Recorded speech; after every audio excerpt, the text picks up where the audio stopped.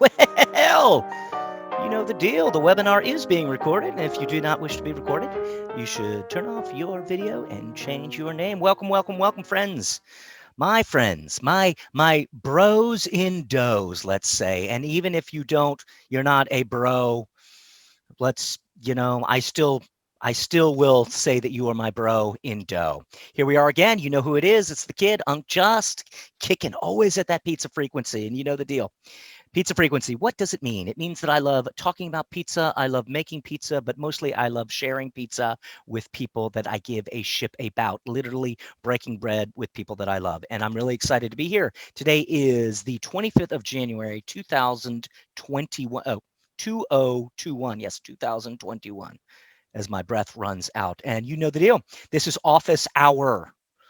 We've made a little switch up in the plan. We can't go for 2 hours anymore. It's too much. It's too much. We got a big February coming up, ladies and germs. Lots of stuff. We're going to be working straight on through. Lots of classes. A lot of fun stuff on the docket for Bente 1.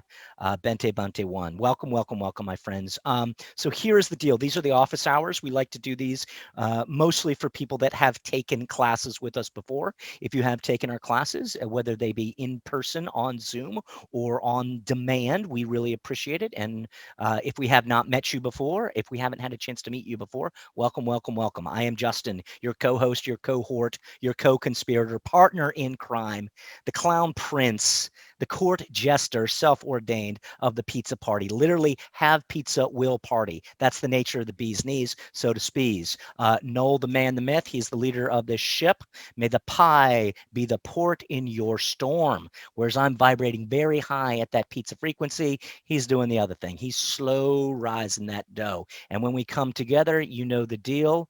In the yin and the yang, the pies will commence. You order, it comes in a square box, it's a round circle, and then it gets cut into triangles. Boom, blowing minds. That's the idea. When I say pizza pie, it means a lot of different things to a lot of different people, and that is why we are here. Questions.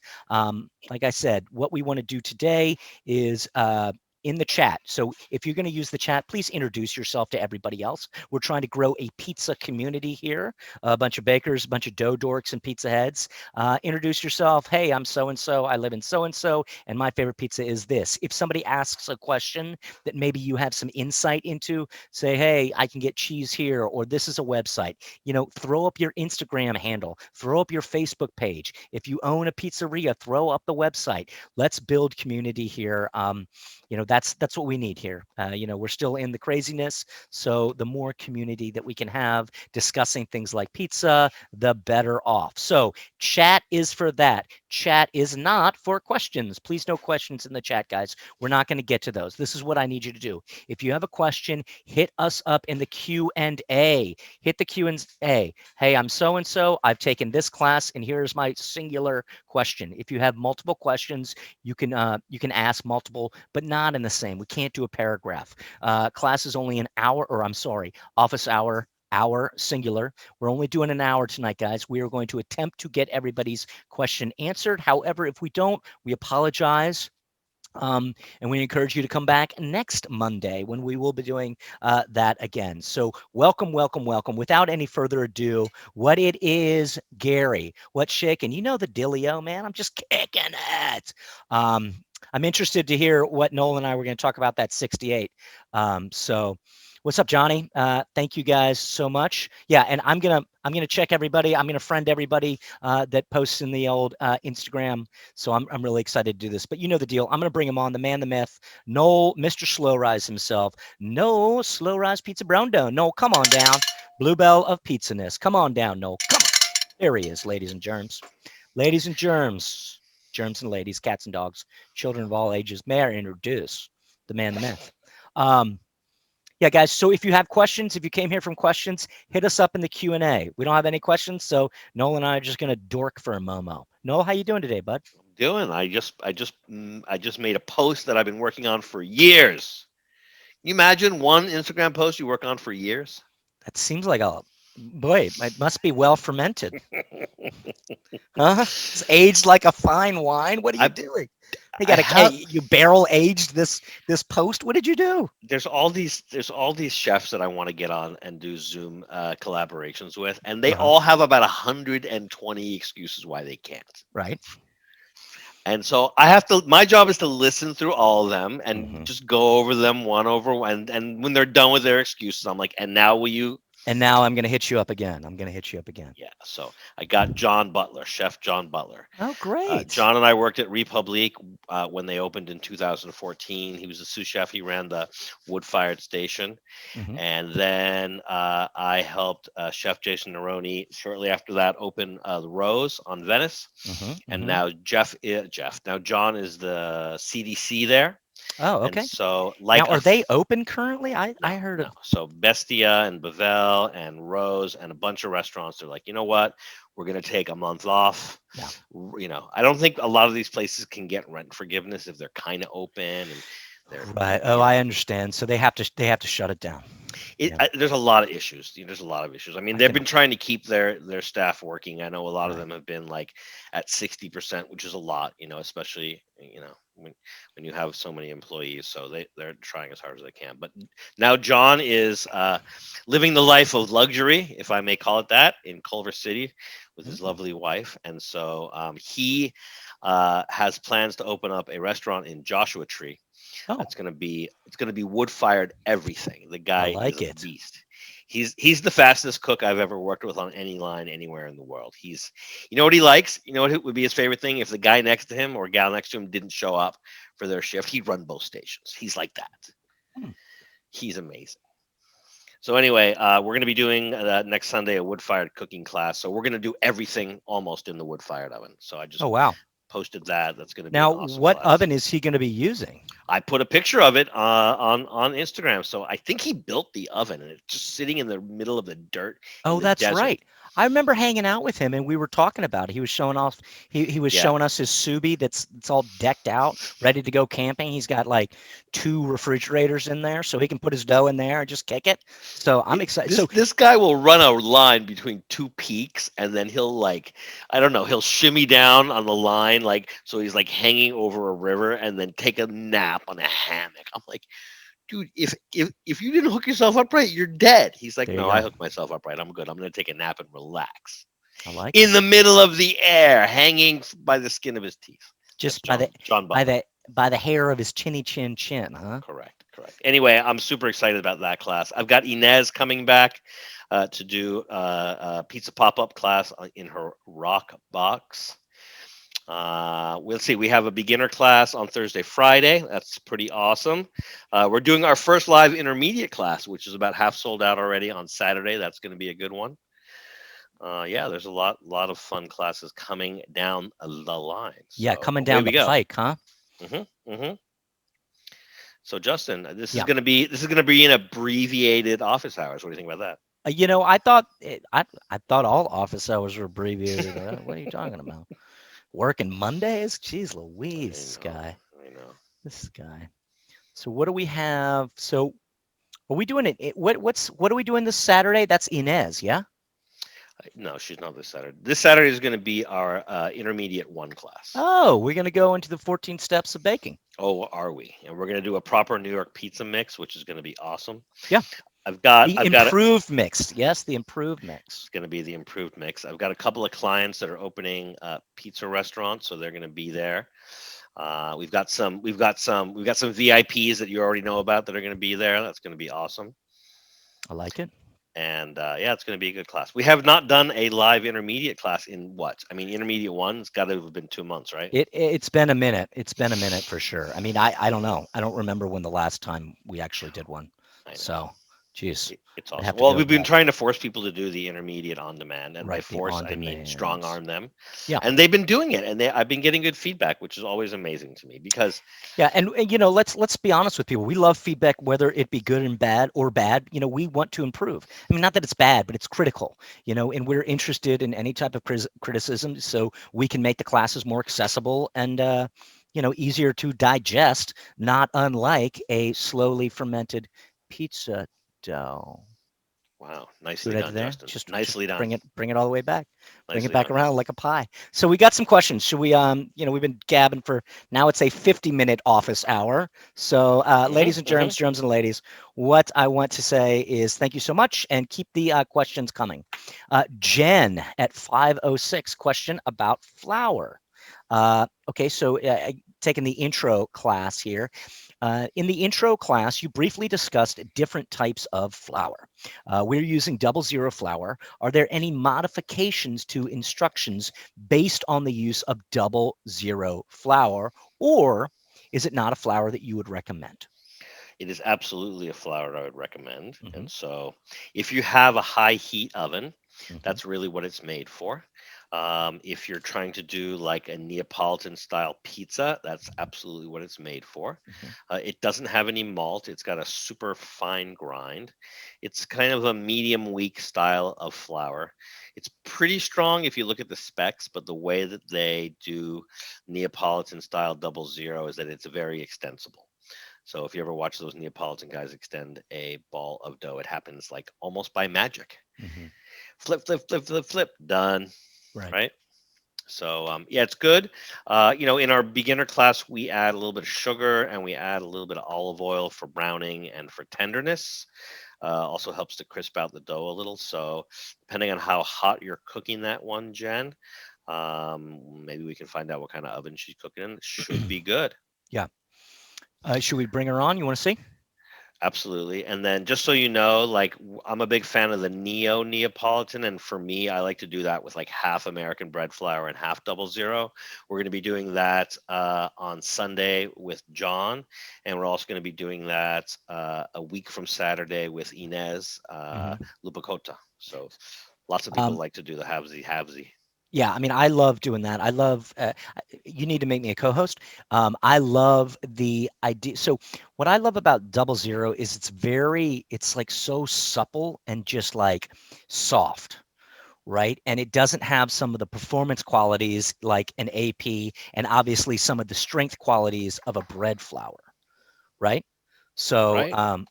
so yeah, if you're using 00, you want to be cooking at a higher temperature. And if you're doing that, you might want to, what are some of the other augments? Let's see if we can bring, hey, Jen, you want to come on? You want to jump on and Ooh, talk to us real quick here?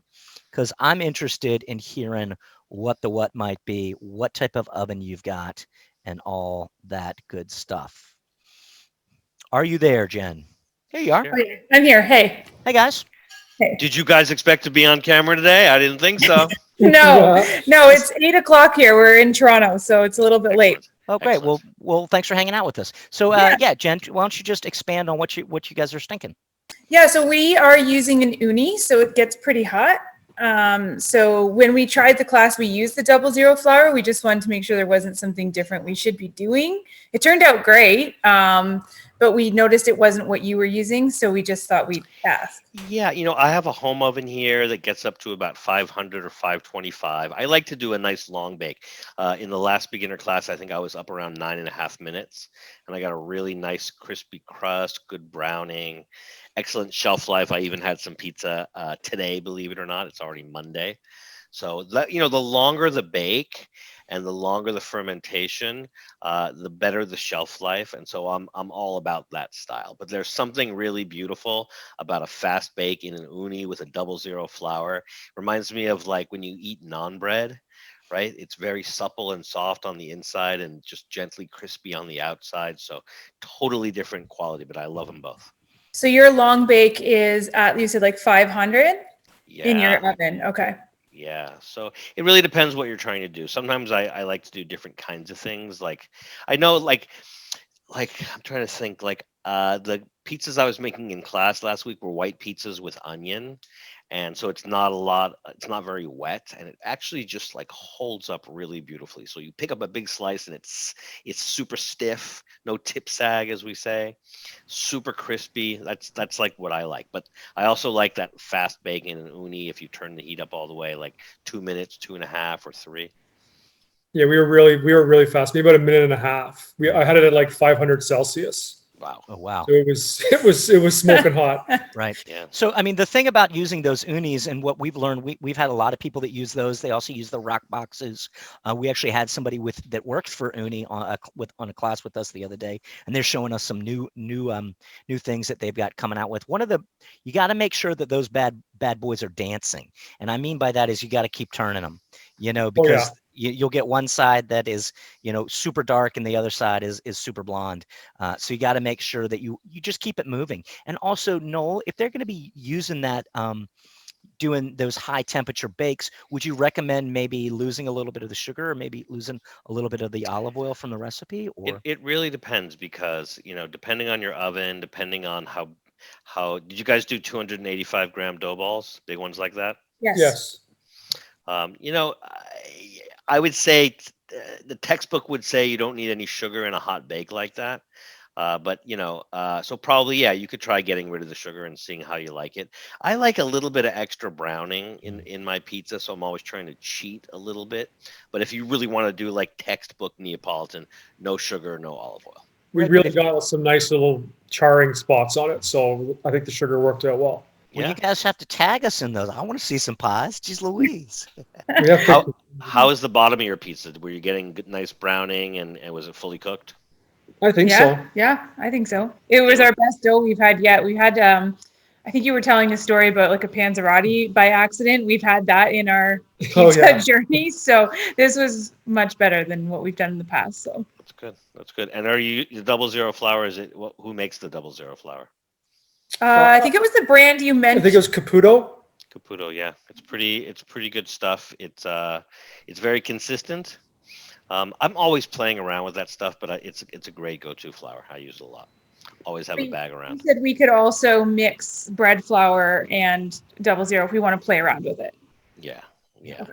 Also you can, there was somebody I think from Uni in our class this last week, and I was talking to him about turning down the heat in his Uni to like the 600s and going for a longer bake. So it really depends what you want. But those ovens, you can actually do a lot with them.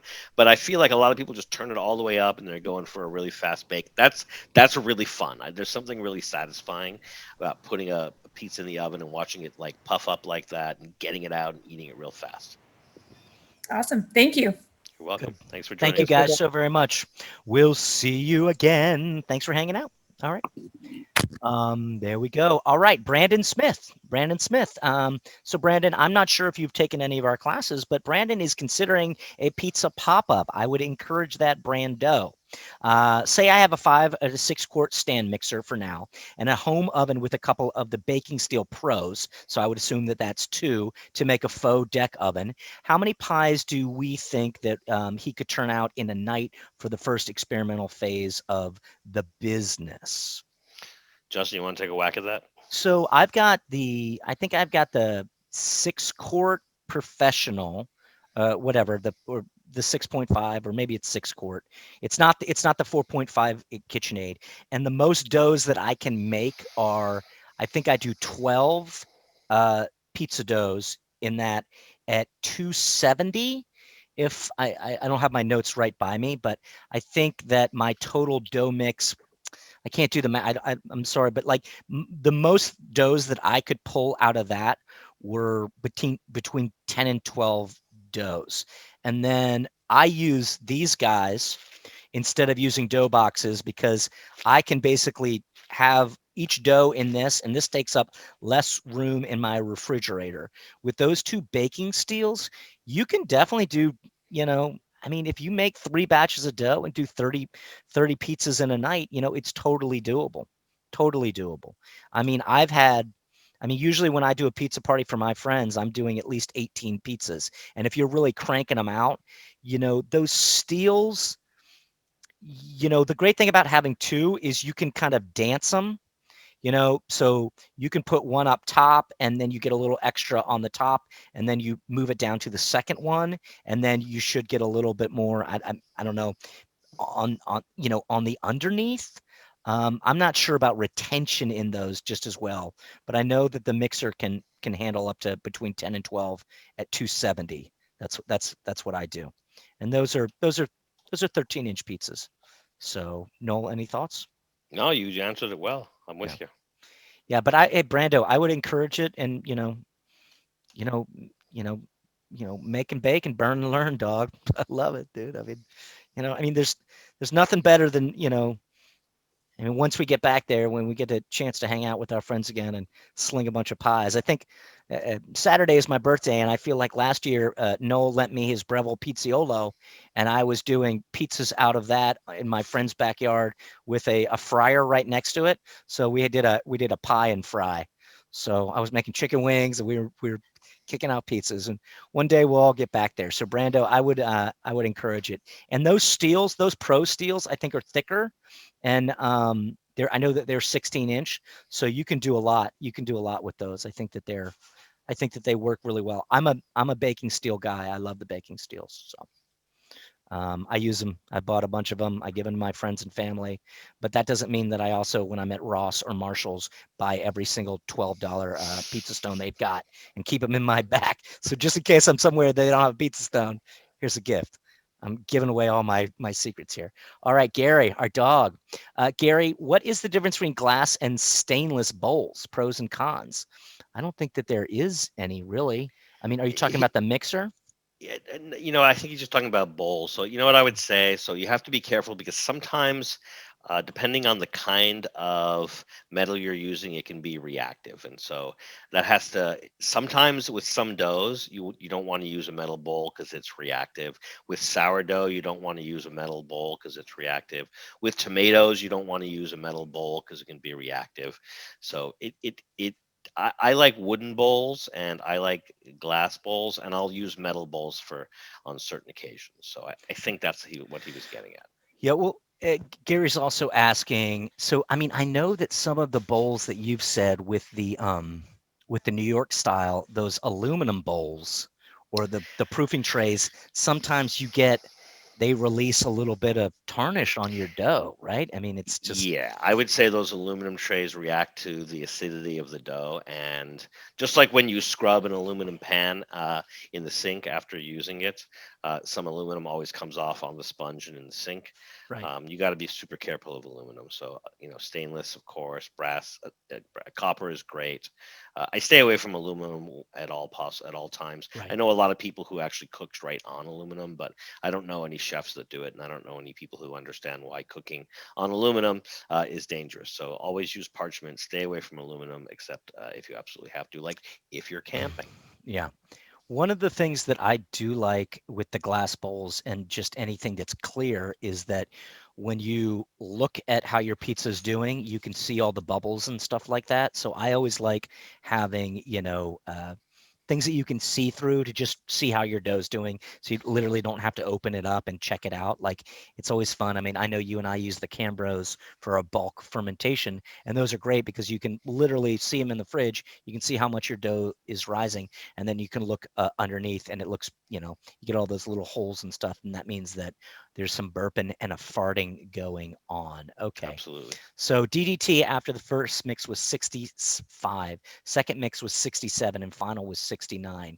Didn't hit the 70, 72, and this is scary.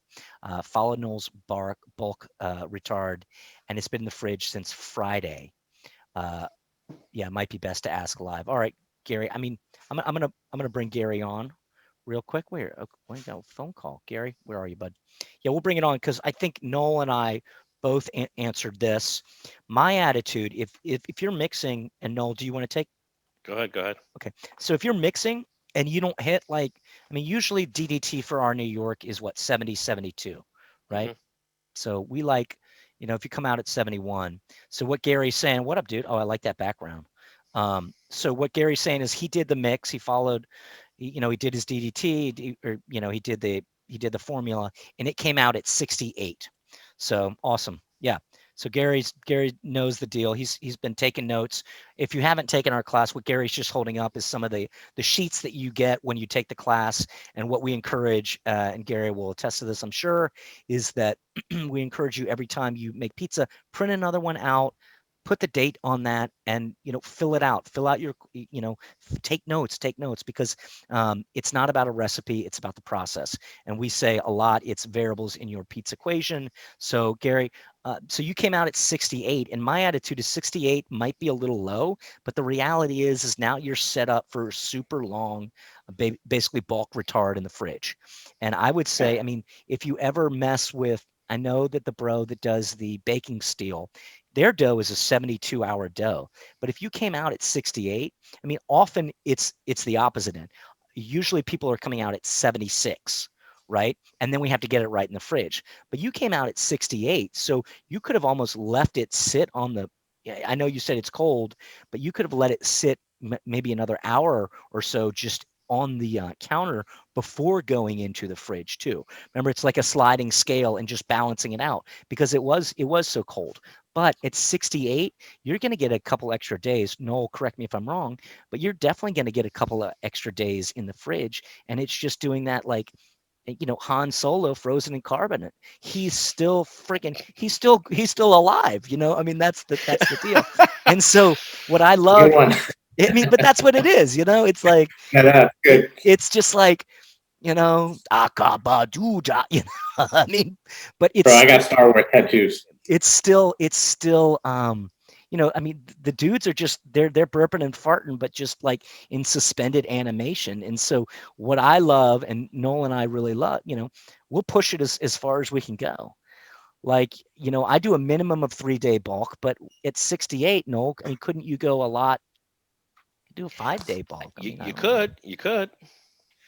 So, no, thank you so much for getting back to me, and I don't want to bother you with questions because I know that's what this time is for, and Justin too. I appreciate you both very much. Major takeaways. Anyone who's on here that hasn't taken the class, get on it. Do them all. They're outstanding. You lit a fire under my ass. I appreciate you very much. So, if I may, really quickly, did everything to the T. As far as, I won't say the RT word. We know that. Right? We do know that. Good stuff. All right. So flour 64, temperature was 66, water was 49. And then I got to my sum, did all that. I'm not going to give away all the goods anyway. I'll step back on that. Anyway, after the first mix, 65. Then I hit 67 and it was like 68, basically 69. Cambros were out of commission. I had to use a big plastic mixing bowl. I left it out at room temp, just like you were suggesting, Justin, for a little bit more. And because of the cold, what was happening, the temperature started to decrease, not increase. You're smiling, so enlighten me. No, it's happened to me before. It makes perfect sense. Okay, so then I wrapped it, and it's been in the fridge. And then I shot Justin a picture earlier, and it's starting to rise, and I saw like a little bit of, the farts and the burps. But I can't see because of the bowl that I'm using because I didn't have my Cambros to actually see the bottom. So I ordered what you had on your suggestion page on Amazon, Justin, and then what you have in the class as well, the half Cambro, that's rectangular one. Yeah. I'm gathering it's best to not touch the dough at this point in time to transfer it in there. Just leave it be as where it is, or what do you suggest? I wouldn't transfer it. It's not going to hurt it, but there's no real reason to do it. No, it's going to change it because here's the problem: when something is cold and it's sitting cold, and then you transfer it to a warm container, then the outside is going to start to get warmer and the inside is going to stay cold, and then you're going to have a dough that's unevenly fermented. So don't do that. Okay, and so I have a classic. It was I think a 4-quart KitchenAid that I utilized for the mix, and then when we got to like speed 2 and 3, I was getting a little worried because it started to like burn a little, right? And I was like, but it was also climbing up, and I was afraid that I was going to start getting the grease in. So I stopped, but I stopped perfectly, and then I was getting the exact texture that you point out that you should be getting. Good. So my timing was perfect. So everything that you've been guiding me through, spot on, and thank you. And what was the temperature? Sorry, what was the mixing time on after speed 1? 2 minutes, 4 minutes. 1.5, a minute and a half. Okay. So what I would say about that is just needs maybe a few more stretch and folds if it only went a minute and a half. So I'm glad you said that. So when I left it out at room temp, right, for the additional time, what I did is as I started to, and I noticed it, I just did another 1-2 quick stretch and fold and did the flippity flop and then just put it back in the bowl. So total stretch stretches accumulated with 6. That's good. You know what I find, and we see this a lot in the beginning class. Justin and I have been doing a lot of them. People tend to even over mix by hand, which is really hard to do, and they come up with these muscular little balls that somehow are over mixed. And what I'm trying to get people to do is undermix, right? Whether you're using a mixer or doing it by hand. But people have this nervous habit when they don't have the confidence in the technique that I'm not mixing it enough. It's not smooth enough. All this second guessing and being critical. And so, I think what you did, if you mixed less time than we thought and finished with stretch and folds, that's what I've been trying to teach people to do. And yes, and that's what I've taken away from all these, like, after hours, like undermix and everything that you stretch in the beginner class as well. Like that should be done at the end, like when it's on the bench, so you can form and get that perfection going. There you go. Perfect. And excellent. So, thank you. Excellent. Good work. Thanks, you, Gary. man. And may I ask one other quick question? Absolutely. With this recipe for the intermediate, can you utilize it? Because if I'm not mistaken, I heard you say you can use this for baguettes. I mean, yeah, you would want to take out the sugar and you would want to take out the olive oil. Okay. And then still do the same fermentation process, like follow the same steps, or less than that? I mean, I don't know any baguettes that with what they call a straight dough like this with no pre-ferments, you would mix it in the evening and bake it the next morning. Okay. If So you, what for some reason, go ahead. What if I added a pouliche? I wouldn't just add a pouliche. If you wanted to add a pouliche, then you would do it the same day. Okay.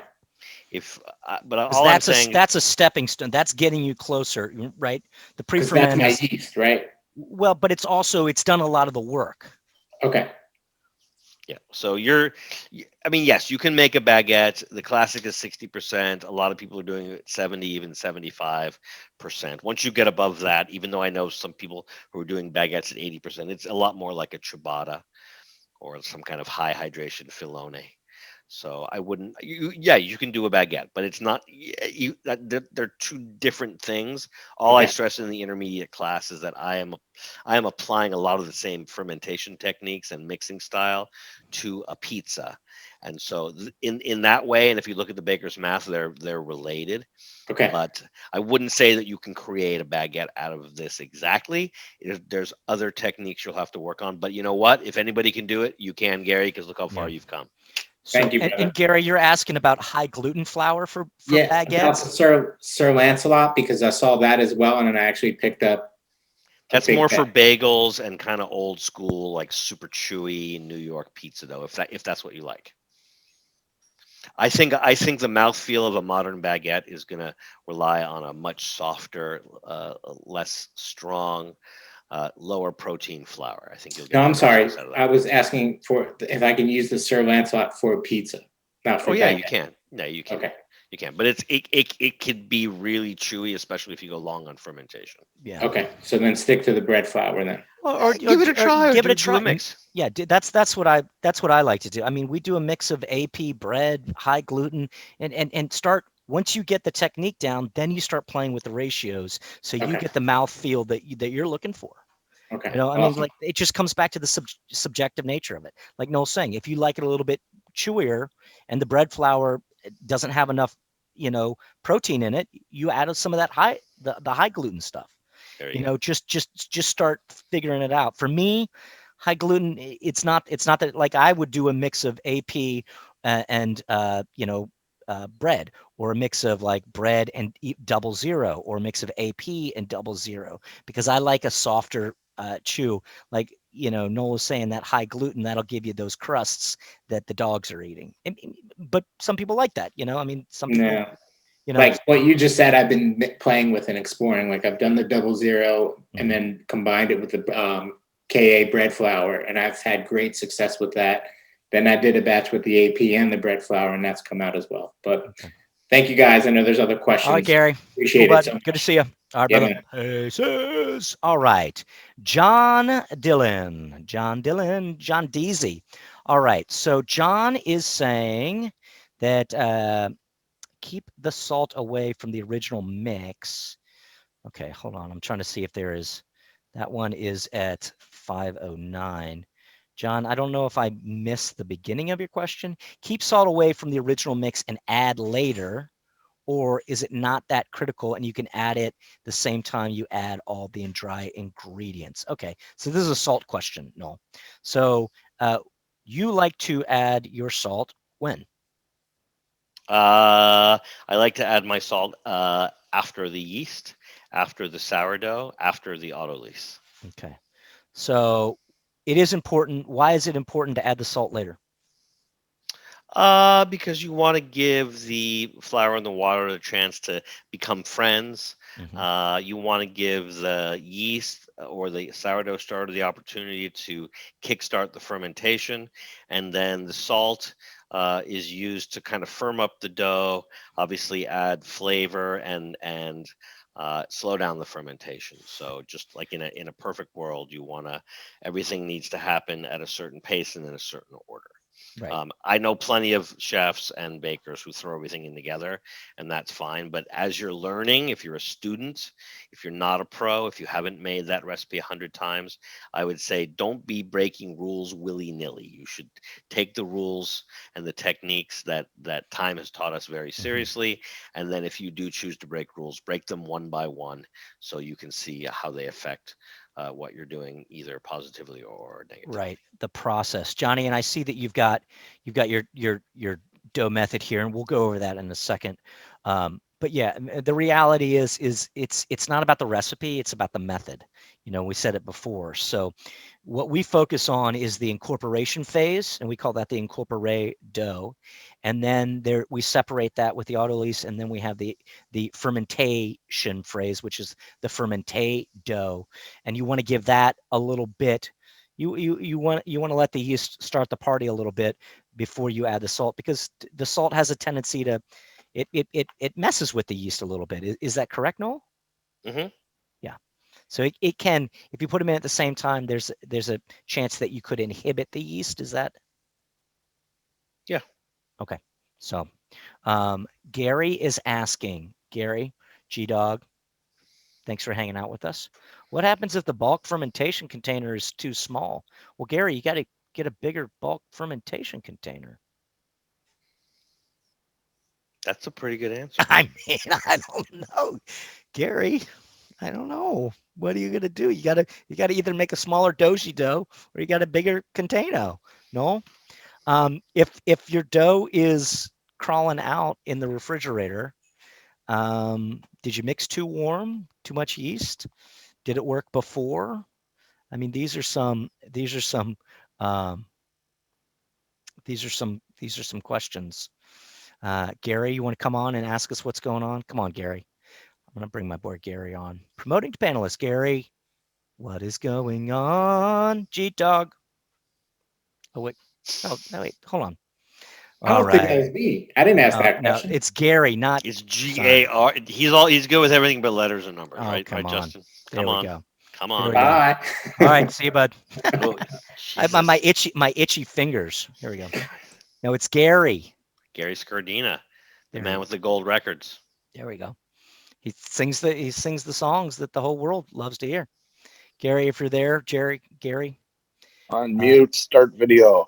There we go. I just had to wait till all that stuff popped up. There you go. How's it going, my friend?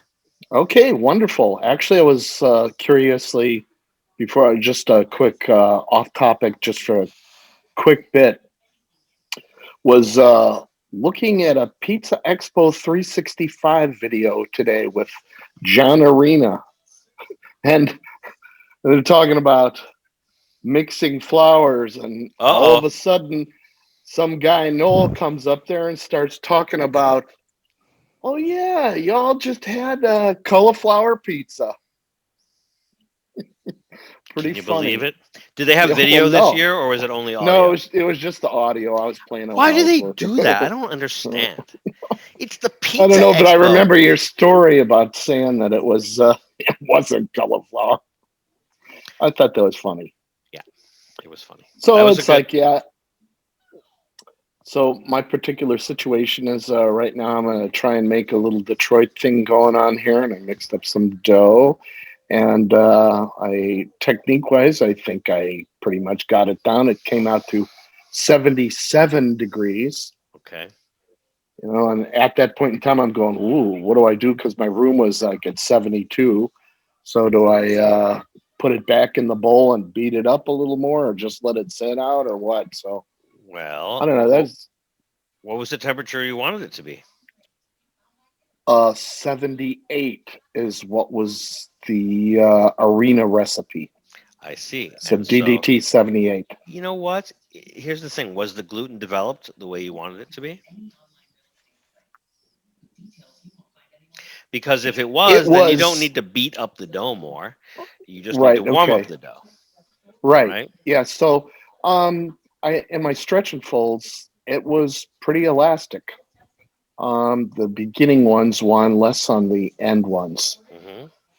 So anyway, I was just wondering about that. And I put the dough in containers in the fridge, and then I looked at them this morning, and it's just like they're up to the lid. So John uses a lot more yeast than I do. That's for what sure. is it? That's what I was going to ask. What's his yeast percentage in that recipe, Gary? Let's see. What did I put in? It was a lot of yeast. Because the most that we do is 0.4. I actually just followed the recipe and look at the percentage, but it looked really high. It might have been, well, I got time. Let us know, Gary. We're curious. I'll tell you right. G-Dog, can you put it in the chat? Could you put it in the chat where you found that recipe, and maybe we can look at it? Oh, actually, I got that recipe direct from John. Gotcha. Okay. It was 0.5%. Oh my God! Justin, he beat us by 0.1. We go 0.4 on more of a bread, right? Same day. Yeah, 0.5. John's out of his mind, 2.5 and I love him. Yeah, he's the godfather of Las Vegas these New York style pizza. The godfather. Yeah, these. Right? So I mean, so do you think 78 is a good DDT for that style, or is that a little high, or what? No, here's the thing. So here's what I know about John, and if he's doing like a New York or even a pan pizza, he has a high DDT. He has a lot of yeast, and then he likes to let the dough cool down. I even know like disciples of his that do the cross stacking thing. Right, so you brush the pizza with olive oil or some kind of oil, and you cross stack it after it's been shaped, and it goes the temperature goes down really fast, and then you stack them correctly. And he does a long fermentation. A lot of his pizzas have those micro blisters, which is a sign that you allowed the dough to ferment kind of at the beginning. And so it's normally like a long, relatively slow ferment. And he makes great pizza, so I wouldn't doubt him. For me, 0.5% instant dry or active dry is a little on the high side for me, especially if your desired dough temperature is 78. But I do things a little differently than John. I like my fermentation to happen over the course and at the end, not so much at the beginning. I'm more of a delayed fermentation disciple. So my next dough that I'll make in this style is actually your advanced class dough. Mm-hmm. That would be appropriate, right? Yeah. Be a Sicilian or a Detroit? Yeah, and in the advanced class, though, again, we don't really go higher than about a 74-degree DDT. Yeah. We would never go to 78. Right. But I said, well, let me just try this at what he did before, because I've done his recipe before, but it was prior to me taking some slow rise. And as a result, I didn't have the thermometer, and I was going, what do you mean desired dough temperature? Right. What do you mean? So Gary, real quick, what is his hydration in his Detroit? Give me just a second. I put it away. It is, looks like 62. 62% hydrato? Okay. Yeah, that's kind of low. That's what I thought. I mean, it's if that's what John is using, John, I mean, he's done it all, but just know that our advanced pizza is at 80% hydrato. Yeah. So I do know that. I mean, that's going to be the next one I make. Yeah. Just between 62% and 80%. No, I mean, that's a rather large gulf. No thoughts? After taking no thoughts at all. I mean, nobody doubts John Arena. Yeah. No, but after taking the class, from you guys, I looked at the recipe and I went, "What?" Well, I'm So excited to see how it cooks. Yeah, I mean, just mixing to that heat with that much yeast, that's why your dough is dancing out of the box. yeah, it just was up to the lid, and it was touching the lid, and I'm going, "Oh, geez, do I transfer it or just leave it alone?" I just left it alone. Right. Tomorrow morning it might be popping out. So if it does kind of get dried out, one of our little techniques is you take a paper towel and wet it and just kind of set that on the dry bits and it'll whisk up that moisture again. So you're not going to have dry bits when you Right. ball or shape. So cool. Do you think I should put it in a little bigger containers or just leave it alone and see what happens? Well, I think Leave like it Noel was alone. saying, yeah, Noel That's was what I saying figured. with Don't be moving it around. Do you like to be Yeah. moved when Yeah. you're sleeping? Not at all. yeah. Maybe when Not you at were a all. baby, it was okay, right? Yes. Okay, No. so let me extend that No. metaphor then. If you put a piece of dough into something, an hour later you can move it. Don't move it like the next day or after that. Right. Okay. Well, that was great, and I was just Cool. wondering about that. And then, like I said, when when all of a sudden you started talking about, oh yeah, everybody liked the samples and the cauliflower dough, I just cracked Oh up and yeah. fell out of my chair. There you go. Well, no, here's the thing. So I was that pizza that I brought with me that day was probably a cauliflower pizza, not a cauliflower dough.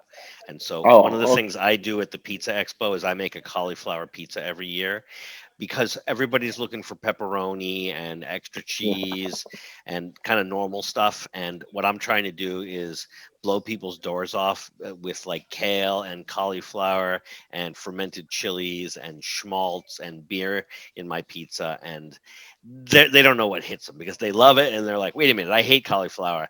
What's on this pizza? yeah. Beautiful. Oh, and it's 110% hydration. What is going on with this guy? He must be crazy, but I love his pizza. I'm like, Exactly. thank you. You. Mm-hmm. Exactly. So, well, thank you for that, guys. I appreciate it. So, like Welcome. I Thank said, you, the sir. next one will be what the advanced class that dough was. So, and Well, Gary, keep we'll see how it comes out. keep making and baking, bud. Make sure you tag old Noel in it so we can see what you're working on. Okay. I'm not old. Will You're do. old. Old Noel. You're All right. Thanks. All right. Thanks so much, guys. Yeah, of course, Gary. See you, bud. All right, Brando, Johnny D's. Okay, so John Deasy. My dough method currently is I'm going to go ahead and bring John over. Wait, is he taking any of our classes? I We'll have don't to find know. out. I don't know. Because that's a pretty long question. If he hasn't Yeah. taken the classes, he might get bumped down to attendee. There we go. Uh-oh. See what happens. All right. We'll see what happens. Here we go. Johnny Dillon, come on down. Johnny Dillon. My dough method currently is 13% protein flour, 80 to 85 Fahrenheit water at 62, sea salt 2.5, sugar 2, EVOO 2, ADY 0.25. What up, Johnny? Hey guys. Add the water, salt, and sugar together. Mix for 2 minutes. So I wouldn't put the salt in there. Hold on. So yeah. let's find out. Have you taken any of our classes, sir? No, but I want to. Okay. All right. So you know what? There's a lot going on with what you're doing here. Tell us what you're trying to do. Tell us what you want to do. Tell us what's not happening, and let's start with that part of it. So this is for my pizzeria. This is for my pizzeria method. Yeah. So it's not like a home base. So I've been doing this method for about 6 months. Yep. It's actually a Tom Lehman, rest in peace to him, recipe. Yeah, love that man. Looks familiar. Yeah, I'm a pizza forum guy originally. Yep. Awesome.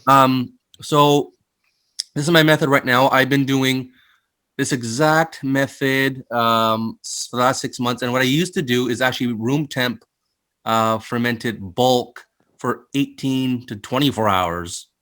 Then I used to ball and put into the fridge, because what I was finding that if I made the dough and then put it into I weighed them out and cut them up and put it into the walk-in cooler right away without a room temp bulk ferment, that I wouldn't get that flavor or that texture I was looking for in my oven, because it wouldn't get crispy and it would get too dark way too fast, and then I have to pull it out of the oven before I get what I'm looking for. Yeah. So that's when I started doing the room temp bulk ferment. And I've been finding that I'm probably room temping it for too long, because it's really hard to ball after too. Even at 62%, it's feeling a little sticky. Yeah. So I'm overproofing it a little bit, I think. So I just jumped down to 3 or 4 hours recently. But what I'm looking for essentially is a dough that's nice and workable after it comes out of the fridge, because sometimes my dough is not that nice and workable, even if it's sitting at room temp for 3 or 4 hours. It's not stretchy enough. It tears in the middle a little bit. So I'm having a tough time when we're busy. I can't have my dough rip like that and have little small holes when I'm busy, and it's coming a pain in my ass. I got a few questions for you. Number one, what kind of flour are you using? So I'm in Canada, so I'm using it's by P&H Mills artisan bread flour, 13% protein. Okay. And what kind of mixer do you have? It's a spiral mixer, 50 quart, I believe. You know who makes it? It's that Eurodib. Eurodib, got it. Um, And let me ask you a question. something- I know you said your water temperature. What about your dough temperature? So the finished dough temp? Yeah. Finished dough temp is usually in that 85 to 90 range. Yeah. So that's the issue right there. That's way too high. But you Okay. know what? Here's the thing. The dough doctor had his reasons, and he got a well fermented dough.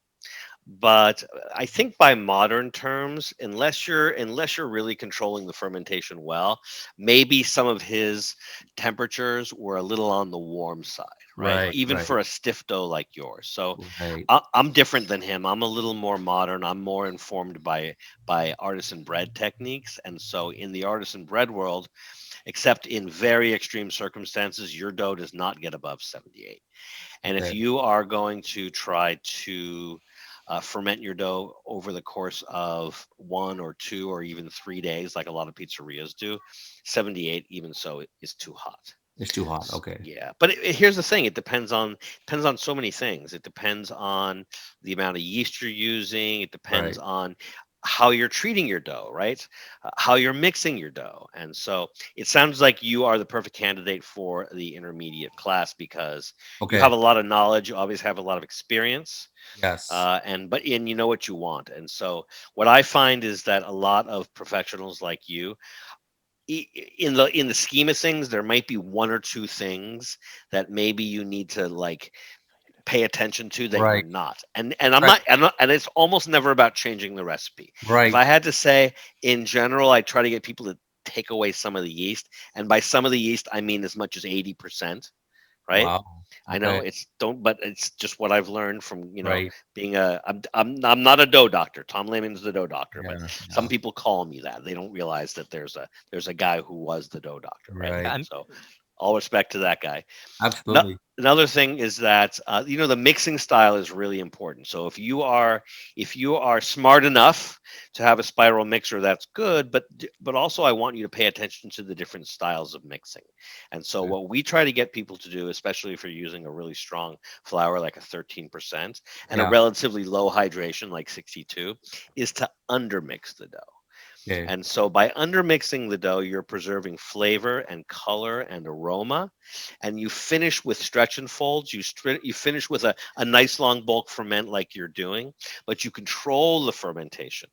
Now, when you talk about your dough tearing, that could either be from your dough being too stiff or your dough being under fermented or both. And I have a feeling it might be both. I think it's both too. So if it's both, I wouldn't want to be you. And I've been you, okay? Yeah. I've been you. And I even got a call the other day from a guy who some people might consider my competition, and he was asking me about something very similar. Yeah. But what he was saying was that not that his dough was tearing, but that his dough wasn't browning correctly. And it's because his dough was over fermented. Right. Okay. No, yeah, I'm gonna join the intermediate class, but will it be? Can I take that information into my pizzeria? Of or is it more course. home-based? Okay. No. So it's a class meant for professionals. And if you're a home baker and you want to dive into it, it's great. But it's like, I went to the French Culinary Institute for a 2-month deep dive program over 10 years ago.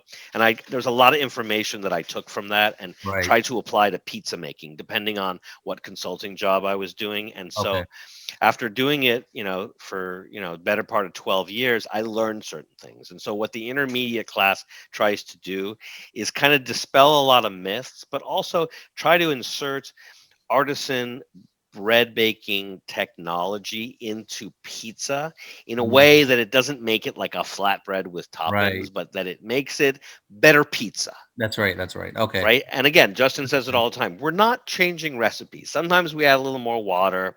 Sometimes we say a little less yeast, as much as 80%. But really, it's about the technique and getting, as Justin likes to say, learning to talk to your dough and hear what it's saying to you, That's right. which is we're silly guys, so we like to use Yeah. terminology like that. But Listen to the dough. What is the you're dough? probably 95% of the way there, I and think I maybe am. your Yeah. your hot dough and maybe one other thing could be the difference between your best day and your worst day. Yeah, Okay. yeah, Johnny. I mean, we spent an hour just going on nailing your DDT. So you come see us on Saturday, dude. I know. I'm gonna sign up. So it's this Saturday. Yeah, it's the Saturday. Yeah, we're going to be doing a lot more intermediate live classes, but if you're busy on Saturdays, like a lot of pizzeria owners are, then what I would suggest is take the on-demand class. You Right. can watch it for up to a month, and then come to every office hour for the next 3 months, and we can Okay. talk about stuff like Yeah. this because Okay. I love this conversation. Yeah, No, yeah. absolutely. I'm looking We'll forward to we'll this. dork out on that, but 0.25% yeast is. I mean, we don't go above 0.15, 0.17 at the very most. I was for- just at 0.15. I just bumped it 2 weeks ago to 0.25 Mhm. just to see, because remember my room temp bulk was longer before, so then I shortened it, so I added more yeast. Yeah. So I might go back to 1.5. And So what what type? kind of yeast are you using? I'm sorry. I'm using Active Dry by Fleshman's. Got it. Yeah, I mean, I'm not. It's not too much yeast necessarily. It's all part of a bigger equation. But with all Right. the heat that you're Yeah, that's what I was saying. I think so. 0.25 at 80-degree water, you're coming out at 90 degrees, and those mother stinkers are ready to dance. That's right.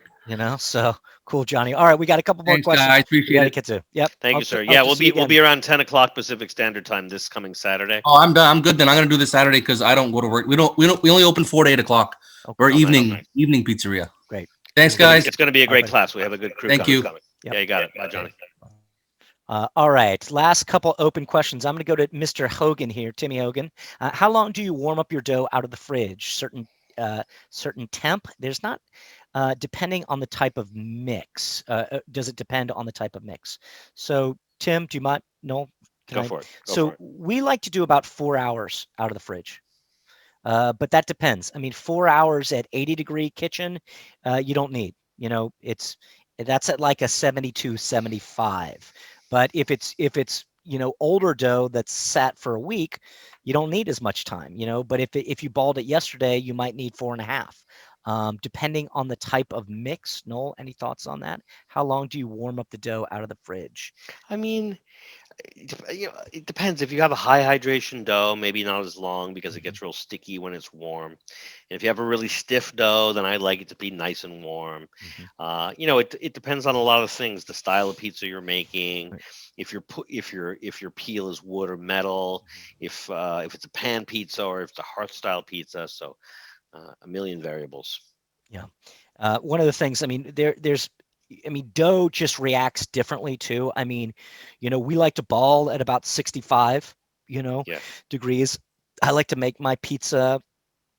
I usually don't test it, but when we had Attilio doing the New York 2.0, I mean, he was saying my dough performs one way at 70, it performs another way at 75, and it performs another way at 80 degrees, right? So just getting to know where your dough performs, that's going to inform you as far as the season is concerned. It's that sliding scale. In the winter, I need to take my dough out longer. In the summer, I need to take it out shorter because the environment is going to dictate how your dough reacts. So hopefully that helps. Yeah. All right. With 1 minute to go, Brandon Smith coming back. Thanks for the answer, guys. I haven't taken classes yet, Brando, but I intend to. Searching for a used KitchenAid Pro now. Good man. We like the curly Q, not the Captain Hook, to make Detroit and bar style pizza. We do have another Adam Kuban coming up. We haven't done a Detroit style yet. We're going to try to get somebody, but we just did bar style twice with Adam, and we're going to do another one. Caramelized cheese to the edge. We love some Frico. Yeah, both of those have that cheese. I love burnt cheese. He lives an hour from King Arthur with a hookup for same day milled flour. So Brando is looking forward to the adventure. So Brando, yeah, keep us in the loop and same day milled flour. And then he has a little a follow-up here. Some folks go gaga for flour milled within a couple days before you start making dough with it. Have either of you tested something like that versus the older flour, like a month or 2 or 3? And if so, did you see a difference? I think this is a flour one, obviously a flour question. But Noel, have you seen differences? Would it be differences in the hydration, or I mean, older flours have a tendency to versus like a younger flour, I guess, like a freshly milled flour. Have you All seen right. differences with that? So yeah, it's so fresh flour before in my mind performs one way, and then there seems to be this strange in between time where it's not fresh and it's not aged, and maybe between like 10 days and maybe 3 weeks, it kind of gets weird, and I tend not to touch it. Mhm. Like it needs to be aged, and then after like 3 weeks or a month, then it starts to perform like aged flour. Hmm. And then, depending on how it's stored, at what temperature, what the humidity is, then it can start to, I don't know if you would say it ferments, or it takes on moisture from the environment, or it dries out, Little sponges, or right? yeah, or sometimes, a lot of the flour that we get in bags, whether we know it or not, it's alive. It's not a stable, it's not a brick, right? So a lot of people think about flour that you can store it forever, but that's not really the case. So you just want to be careful in general and pay attention to how old or young your flour is. Young flour is great, especially if it's milled correctly.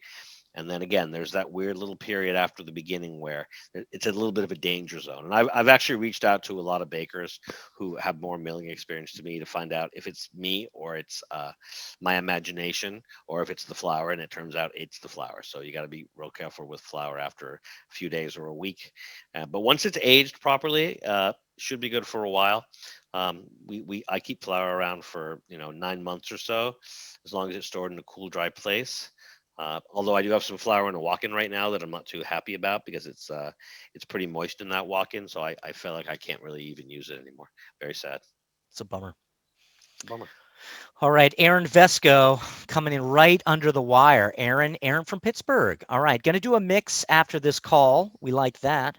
A Roman style inspired dough for the second time. First time I used this.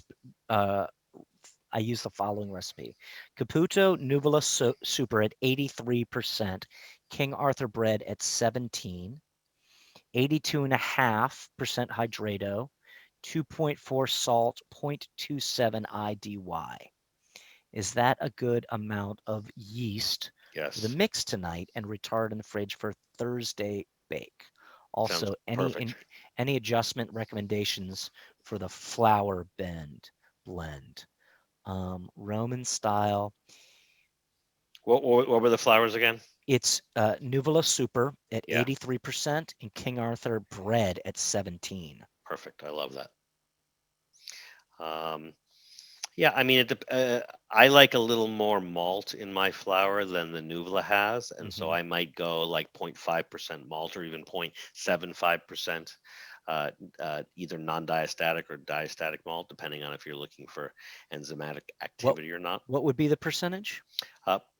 Between 0.5% of the total flour weight and 0.75% of the total flour weight, just to give you a little more browning. But that's me. I like malt. Mhm. The Italians don't like malted barley in their flour, and they taste it when you try to sneak it by them. Right. So is that a good, so 0.27 is good on that Roman, huh? Yeah, sure. I mean, we usually do, with yours you do 0.4 usually, yeah? Well, no. With mine, I do 0.33 in class, Mhm. and then sometimes in a professional environment, depending on the fermentation schedule, I'll go 0.4. Mhm. Because a lot of the time, if you have to get the dough ready in the morning, you remember when we were at Hotel Irwin, Of course. trying to get that dough to rise in time, You know it. or even when we used to do classes at Service Restaurant Supply, right? You roll it over by the You don't know oven. because you rolled in right at the end. I was there at 7 o'clock in the At morning, the end. Oh, at the Lord. end, right before class started. Oh, Lord. Oh, my Justin, God. you know what? Your You know what? star We're gonna can't all be, what? the star can't be Well, always. that's the thing. I'm not used to working with talent like you. That's what they call you guys, talent, right? That's what you- Right. Talent. That's funny. As if the rest of us are untalented. And you're like, That's right. as if don't I'm showing forget. up at the end, I'm showing up 5 minutes before class times. Ah. That's literally early. To you, that's literally early. Yeah, that is early for me. Well, when your wife sleeps till noon, that is literally early, There you right? go. Gonna get So me in jealous of you, trouble. Justin. So I'm even more jealous of your wife. yeah, me too. If I could sleep like that, she's Louise. All right. You want to say goodbyes? I do, you guys. Awesome. This is going to be a crazy week. Believe me when I tell you. And I hope we all get through it. I am looking forward to the beginner class on Thursday, Friday. The intermediate one we have not done in a while. I missed that class. It's one of my favorites. And then the wood fire class on Sunday with John, I'm super excited about. So come join us and tell your friends. We will be up and running again next Monday for office hours. Next Monday is going to be a busy one. And Justin, correct me if I'm wrong, but you're taking next Monday off. I will not. That will be I will be observing my 45th birthday on Monday. Can you believe it? But hey, if you come hang out with us on Saturday during the intermediate class, that'll be my actual birthday. So very exciting stuff. Yeah, even in the pandemic, we still celebrate birthdays. So looking forward to that. So You're the man. Thank you, Justin. ladies and germs and ladies, cats and dogs, children of all ages, you know the dealio. Thank you for hanging out with us. Hopefully, we were able to answer everybody's questions. If there are more questions, please come back and see us on Monday. We hope to see some of you this weekend. If not, we'll see you next Monday. And then I think we got beginner classes and a bunch of classes coming down the old pike here. So if you had fun, tell your friends. If you didn't, tell your enemies. Stay safe, stay strong, belong with one another, the opposite of being short, because guys, we all belong here together. And please, please, please, pizza, always, even pineapple, and always pizza. Thank you, everybody. Pieces and slices, with love.